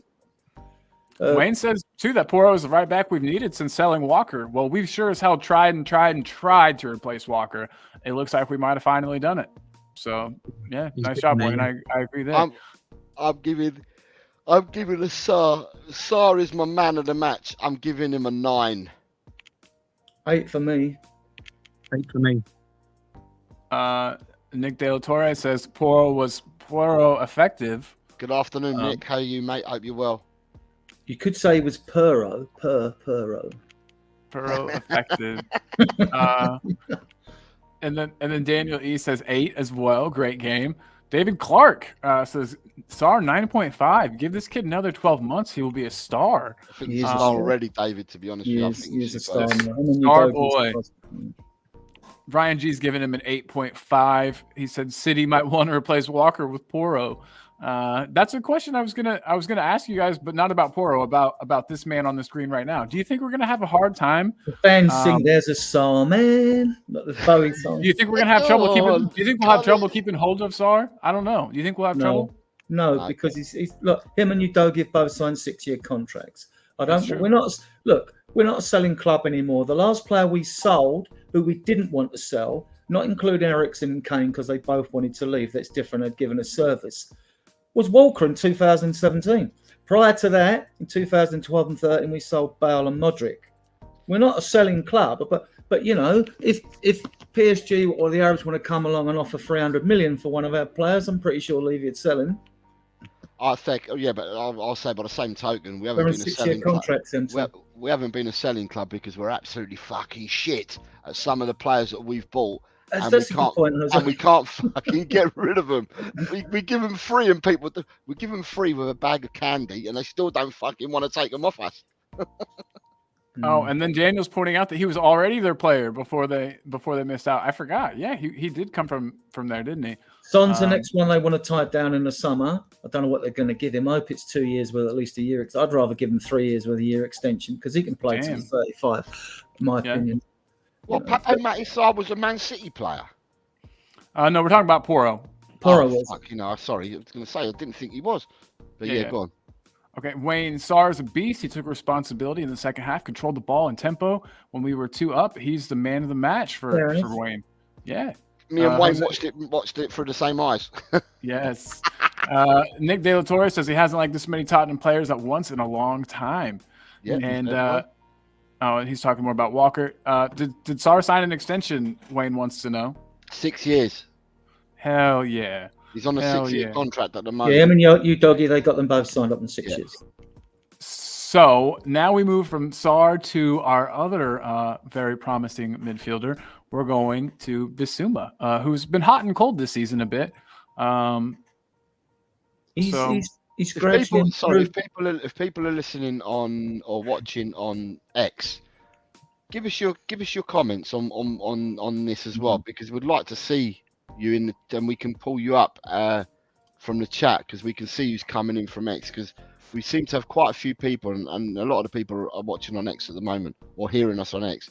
Give us your comments on what you think. Yeah, big up everybody. Thanks for tuning in. Absolutely. No matter where you're tuning in from, thank you for doing it. It means a lot to us. We really, really appreciate it. And he's left and he is back. Oh, it's Chris. Don't know what I did. Sorry, pressed the wrong button. No, hey, you're all good. Don't let it happen again. Don't let it happen again. But you're Where okay. Where are we? We're on Bissouma. We're on Yeah. Bissouma. Yeah, Yep. he like Bentancur have been struggling to find their form again. But he has shown signs in the last couple of games of getting his act together. And yesterday I did notice, and I thought, thank God he was coming back deep to pick the ball up. I thought that's what, when he was playing really well, that's what he was doing, you know. But 7 for me. 7 for me too. Yeah, 7 for me as well. There's already some comments. GCTV gives him a 7.5. Ryan G 7. What about you, Jose? 8. I Damn, thought Bissouma played well. I think there's one pass, only one pass that I saw miscontrolled in the whole game. That square one across the box, which I got just us think into trouble. there's only one pass that he miscontrolled in the whole game. I thought that he knitted everyone and he moved around and he kept moving with the ball around the pitch. I just think that he was. People might say he looks like he's in first gear, but that's how easy he finds the game to play. Do you know what I mean? And I just thought that I thought he played really well. I thought the Bissouma we got yesterday is the Bissouma that we had, or going towards the Bissouma that we had pre-suspensions. That really did seem to mess him up. AFCONs and injuries and all that. He was looking like the player that we had pre-November. Yeah. So you think he's got his confidence back and he wasn't worried about taking a risk and losing the ball like he was losing the I ball? don't think any of the players are worried about taking a risk, because I think that's what Ange instills in them, to be honest, Adrian. It's just that we magnify we magnify it by a million, don't we? Because we don't like to see that happen. But when players from Man City do it and that, God, it's fucking beautiful, isn't it? Even if they lose, well, it was beautiful that they did it. It's because we're Tottenham Hotspurs and because we want to be absolutely uber critical. But if the manager tells them to play that way, they're going to play that way. 100%. 100%. And then I noticed, Chris, you got yours in the private chat. I think it's because you probably have not too long to go here. No, I'm gonna pop out now. Thank you once again for having me. Nice to see you, Adrian, Jose, Colin, and the chat. Thank you for the love and the comments. Nice to see you all as well. I will catch you another time when you allow me on again. And the commentary in the chat. Okay, my prediction in the chat. Sorry, my rating. Sorry. So I'm gonna head off. Catch my son. Thank you very much. See you later, Chris. Take care, mate. Take care, people. Bye. Bye. So yeah, we've got Wayne's agreeing that Bissouma did well until that one cock up in the first half. I remember that one as well. Danny gives him a 6. Still sloppy as F on passing at times, nearly cost us. But he was okay second half. David Clark says he's in first gear. He's feeling he's being held back from being the player who can drive past players. Interesting. And then So and then people saying bye to Chris. So let's move. We move. Brennan Johnson. What happened to Maddison? Ain't Maddison the third midfielder? James Maddison. I'm giving Maddison an 8. That's fair. Yeah, especially with that goal he scored. That definitely knocks. Maddison's getting fitter. Maddison was trying to pull strings in that. They were marking him quite well, but I still felt that Maddison still found himself space yesterday. I thought Maddison had a good game. He's coming back to the Maddison that we had pre-November. I won't say it's the Maddison that we had for the first 10 games, but I'm going to say towards Maddison that we had pre-November. Those first 8 games was different gravy for sure. Yeah, each game that he's getting fitter, because people forget he was out for 3 months. He had a bad injury. He was out for 3 months.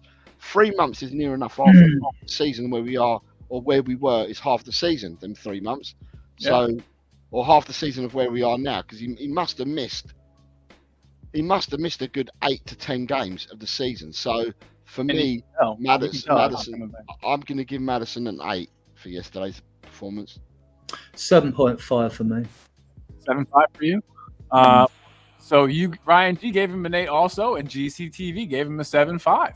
I'm going to go ahead and go with an 8 for myself. I think he played really well. Like Jose said, he's looking confident again. He's looking, better on the ball. They do double up on him and make it hard for him to get his quick little flicks, to people. And so I get that.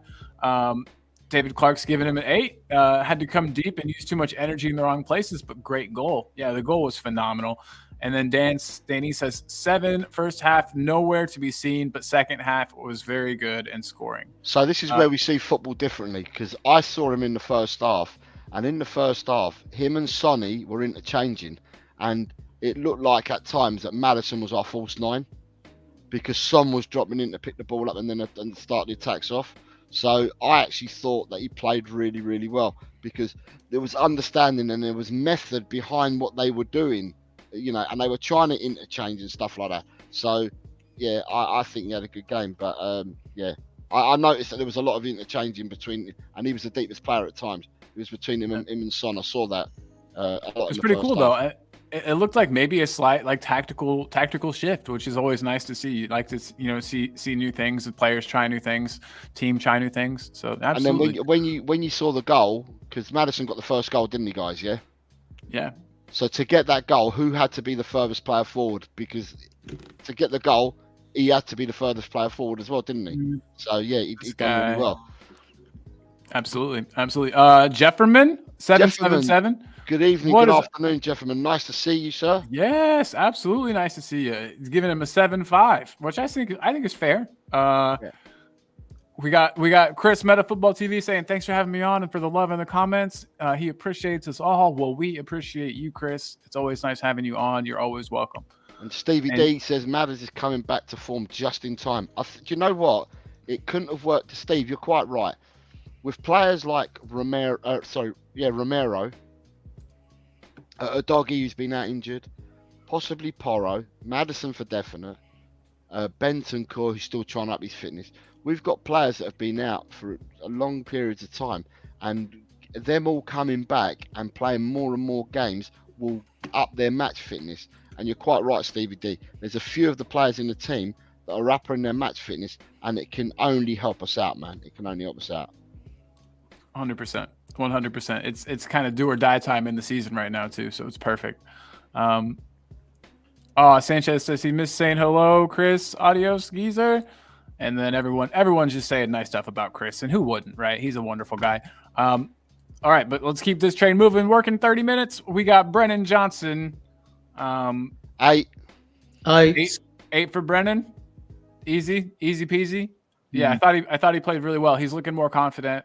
And it makes sense that a player would come into a much bigger team with much bigger aspirations and maybe take a while to adjust. Maybe, bigger stadium, more people watching, more pressure. His best game in the Tottenham shirt. Yeah, agreed.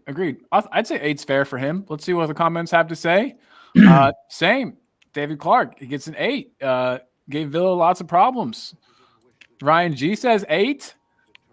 Spurs GCTV gives him the man of the match and gives him an 8.5. Fair enough. You could have given the man of the match to about 4 different players, couldn't you? So that's so true. No one had a particularly terrible match. So yeah. So boom. Brennan Johnson 8. I think is what we're going for here with Brennan. So nice job, Brennan Johnson. Keep it up, right? Keep it up. All right. So then we've got Kulusevski. 8. 8 for me. Had a hand in 3 goals. He's worthy 8. But I missed Danny's. He gave Johnson a 7. Great game for effort and goal. But like Shell showed last night, 50-50 passing. But his best game. And then Steve D says he's such a prospect. Some people need to slow down with the criticism. Plenty of stars at City didn't impress in their first season. Boom. Agreed, That's correct, Steve. Steve D. It's what I said earlier in the show. There's so many people that are critical within the fan base about our players, but yet milk and drool over players from other teams who ain't doing anything better than what our players are doing, but they drool over them, and that's exactly what I said earlier. So you're quite right there. Yep. Ryan G, Kulu 8. Yep. GCTV 8. Yep. Jefferman Jefferman's 8. coming in with an 8 for Unsung Hero. Yep. Fair comments. Fair points. Yeah. Someone said Sadawi played. Give Johnson a 10 for going from again. Yeah, absolutely. That made me so happy. I love the fire and the bite in players. There was three players at McGinn straight away, right? And I think the fourth player to get there was Romero. And instead of trying to break someone's nose, Romero was trying to actually calm the situation down, which was quite interesting. He really has changed. We're watching him mature, I think, in front of our eyes. So that's awesome. That's good stuff. David's given him an 8. Still frustrates him, but after Son gave him a mouthful, he set up Son for his goal. I think, to be honest, I think Romero's always been matured. The only thing is he's realising in the Premiership you can't do the things that he was getting away doing in the Italian league and doing in the Argentinian league. I think it's a system as well, Jose, because when you're playing that higher press, it means it becomes, most of the time you're going to challenge someone against you, an opposition player, is when you're in a foot race with them. Yeah. So unless you're outstripped, he's not going to bring someone down. So I think, and he's going to get to the ball first. So I think he's got less chances of picking up yellow cards the way we play. But it's just a theory. Yeah. That's fair. But we move to Kulu. So Kulu's got a 7.5 from Dan. And then now we move to everyone's favorite. Adrian's man of the match, I believe this one will be, if I'm right. No, I gave it to your doggy, didn't I? I gave your doggy a 9. Did you? Did. Oh, okay, fair enough. Steve D's pointing out, though, that Stones, Grealish struggled at City. These youngsters are the future. Rodri struggled. But yeah. So Sonny, you've got 9 for Ryan G's his man of the match. I'm going to give Son an 8 because my man of the match went to Sarr. I'll give him 8 because my man of the match. For the amount of 8s I've given out, there has to be someone that had a 9, and that was Sarr. But I'm in agreement with the chat and with everyone on the panel. Everyone has a man of the match, but there were a lot of, for me, if anyone had given out less than a 7 for any of the players, I think you need shooting and you need to watch the game again. Because I said yesterday, 6. In all the channels, I said yesterday, in anywhere we were yesterday. Bulletproof vest on. Yeah, I said yesterday straight away on the watch along, and in any channel I said that 7s minimums all round. Even the substitutes that came on all get a 7 minimum all round for me because everyone did something. Bentancur looked a little bit sharp when he came on as well. I thought he got a bit of zip about you, which has been missing recently. Listen, Højbjerg sold. Højbjerg is my new hot dog seller. Oh my God! How did one phase of play? He sold 2 hot dogs with the full works. He had mustard, barbecue sauce, tomato ketchup, and onions with both the hot dogs that he did. He sent him to the shadow realm, and he'll come up. We'll get to him in just a second. Yeah. Ryan G says Son put 2 goals on a plate and a great finish. Dan E said Matters looked lost in the first, but in the second, total control. He did moan at Kulu when Kulu blasted one over the bar because he wanted the ball played through to him, didn't he? But you can't knock Kulu for having a shot. We've been moaning about players not having a shot outside the box, but it ballooned it, so it just looked worse, didn't it? For sure. David says that this is where he differs. He says from 0 to 50 minutes, he gives him a 4, but from 50 to 100, he gets a 9.5. The first half was interesting. Like Jose was saying, there was a lot of interchanging. He was showing up in strange places, but that was just them, I think, following instructions and trying to work the ball through. And he's equal with Cliff Jones, one of my favourite Spurs players of the past. Yeah, 159 goals he's got now. Matthew's got a question. I'm going to star it, and hopefully we got time to get to it. Let's run through the rest of these really quick. Jefferman's given Sonny an 8.5. And then, yes, please support Jose, El Tel Cockerel, the 10 o'clock show, the 4 o'clock show tomorrow. Yep, is going to be on El Tel Cockerel, but we'll talk about that Sorry, you've got Matthew. Matthew's in the house. Matthew, you scored 6 points so far in the Predictions League this week, my friend. So you're doing well. You scored 6 points so far this week with one more game to play tonight, so well done. Nice job, Matthew. Okay, so guys, now we'll go to the substitutes. We'll start. I'm gonna do them in a weird order, but let's start with. Sorry, can I just start? So Bentancur. just say Pramvat sings here. Oh, Right. Pramvat, what's up, dude? Hi Pramvat, how are you, mate? Hope you're well. You missed out on the predictions league, but there is one more game tonight if you want to enter your result for tonight, Pramvat, and that is Chelsea versus Newcastle. If you give me a prediction, I'll put it in for tonight's game. Go on, sorry. Oh no, you're good. So we're at Bentancur, Benny. 7. And that's fair. That's It doesn't fair. matter who you bring up. I'm going to give them all 7s. I thought they all did something, and no one deserves anything less than a 7 for this week. 7. 7. I'm going with the crowd here. So let's go with the 7. Pranvat though saying he's got final exams. Good luck with your final exams. Hope they go well. Good luck, Pranvat. And he's And then coming he in gave with you 2-1 to Chelsea. Okay, so you're in Yep. for this one prediction. Well done, Pranvat. Good luck with your exams, by the way. A Bentancur 7 from Ryan G. David Clark gives him a 7.5. Looked confident. Yeah, I thought he did. He's definitely looking better. He looked a little off the pace the past few games. I was kind of glad to not see him start. Yeah. So, and Steve D went ahead and subbed to your channel. Oh, Steve, thanks, you are Steve the D. man. Steve D's a good bloke anyway. He's a fair fella. I enjoy Steve D's comments on all the channels that he goes on. So thanks, Steve D. It's much appreciated, mate. Steve's a good dude. Okay, and then let's go ahead and move. Here's your favorite hot dog salesman. 7. 7. I'll give him a 7.5 As because of leaving his in the sweet summer. moves. He sent 2 players to the Shadow Realm in the space of like 5 seconds with those like the little turn he did. That was amazing. So yeah, 7.5 for me.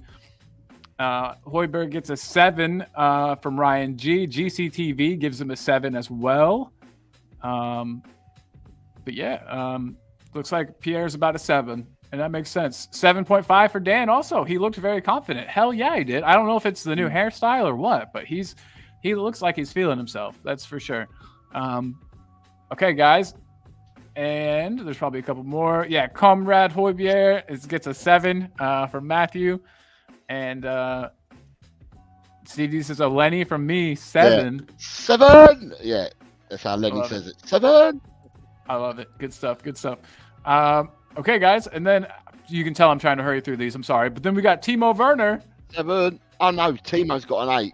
Timo gets an 8 for his finish for me. Yeah, He done Timo's nothing wrong finish when was he came on. perfect. 7, but he got that finish. That finish was world class. 8. Yeah, it absolutely was. He hit it perfect. Yeah, 8's fair. 8 for me as well. Yeah, give him 8. He's Let's see what the proving this comments strong at say. the moment. I hope he keeps it up to the end of the season. Definitely. He's getting 7.5s in the chat. Ryan G's got a 7.5 for Timo Werner. Spurs GCTV also 7.5. Fair. Yeah, fair. Let's take an 8 on him because I've got a thing for Timo Werner. I really want him to work out here. I think he will. So yeah, 8 for me.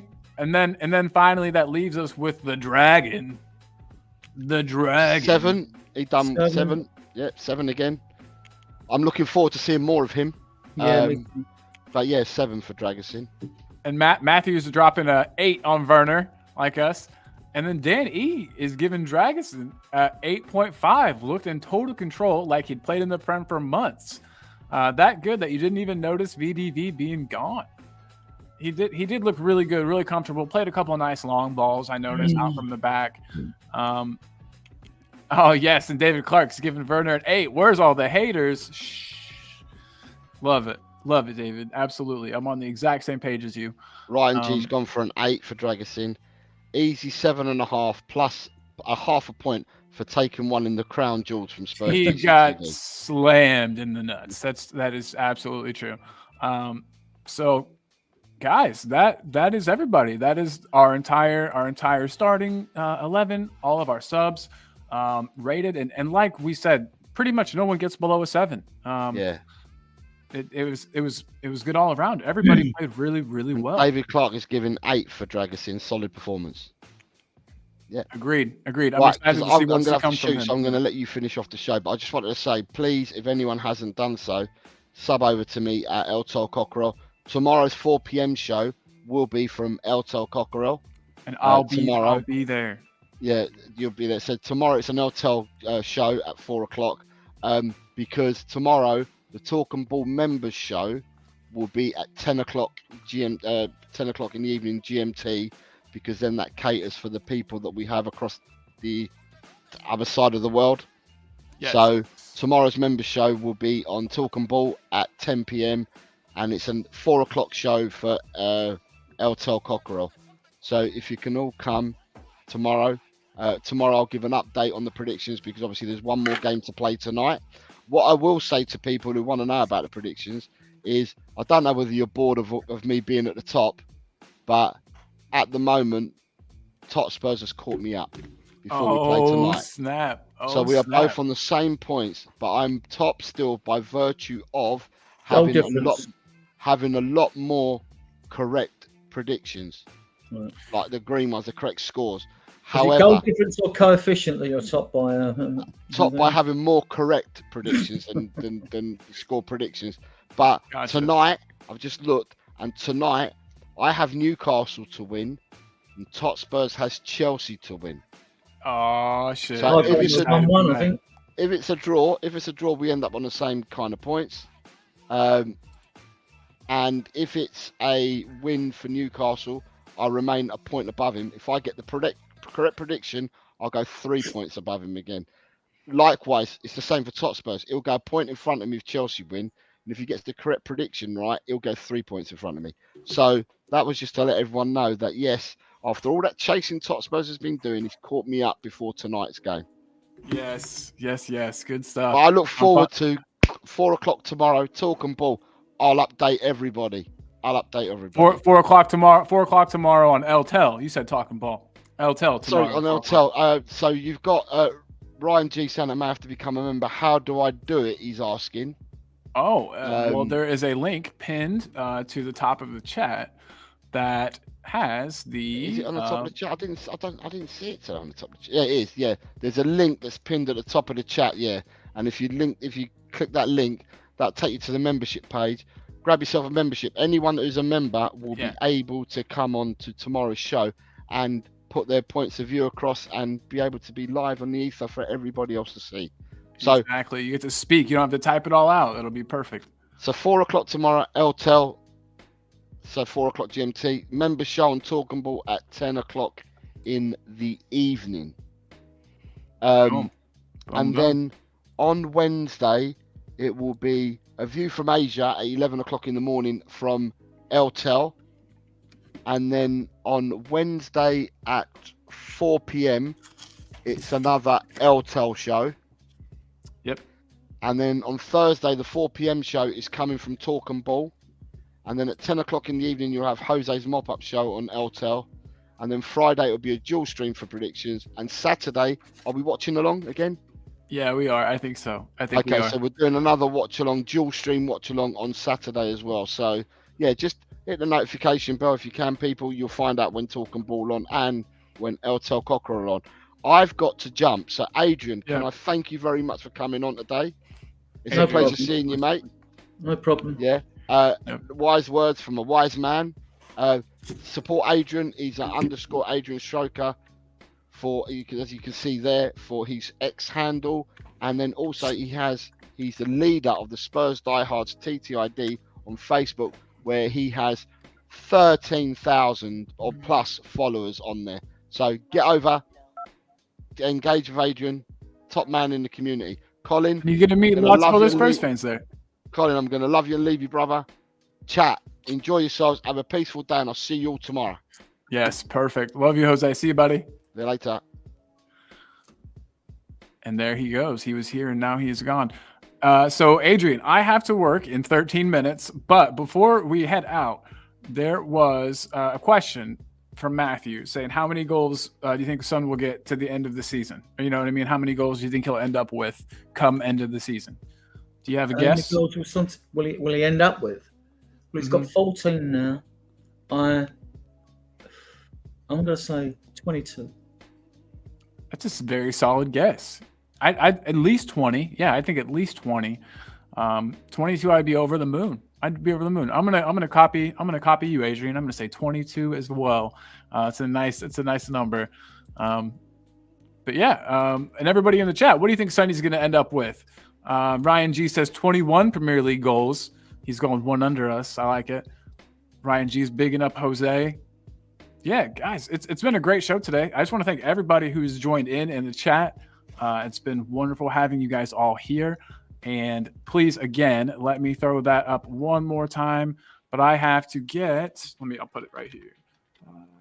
YouTube.com/.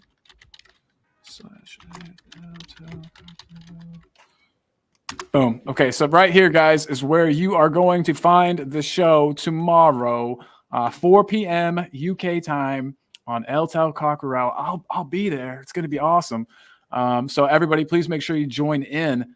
And I think that's where we're going to end the show today, Adrian, so I can get to work on time. Okay, fine. Any last words? No, I mean now we've started. We've won the last couple of games. We're building a bit of momentum up. I'm sure everyone can't wait for the Fulham game to come round, and then after that we've got the 2-week break. So, we'll see Solomon back after the break. I think. Yeah, I want to see him anyway. I want to see him.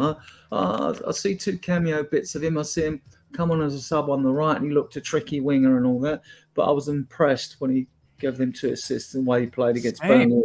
Same. It showed to me that he's had more to his game. Than I don't know how good he is, whether he's good, whether he's bad or indifferent. I know he kept Mudryk out of the Shakhtar Donetsk side at one time. I don't know if that was through injury or when Mudryk was out of form, but then Mudryk hasn't exactly pulled up many trees at Chelsea, and they paid all that money for him. So I don't know. I mean, I just don't know enough about the player, and I want to see more of him. Same. Absolutely same. Okay, though, guys. We are about ready to head out. Again, thank you to everybody. I hope everyone has a lovely rest of your day. Be nice to yourself. Be nice to others. And then we'll see you tomorrow, guys. Come on, you Spurs. And I'll play us out with the James Madison song, because who doesn't love the James Madison song? So from me and Adrian, bye, everyone. Bye. See you tomorrow. Oh, member show tomorrow, 10 p.m. UK time. Jose's show is on at 4 p.m. UK time. See you guys.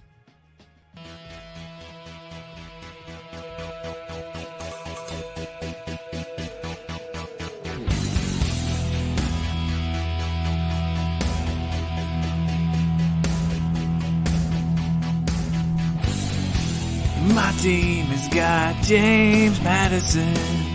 James Madison is what we need. Whoa, thank God we got James Madison. This kid plays ball like you would never believe. Whoa.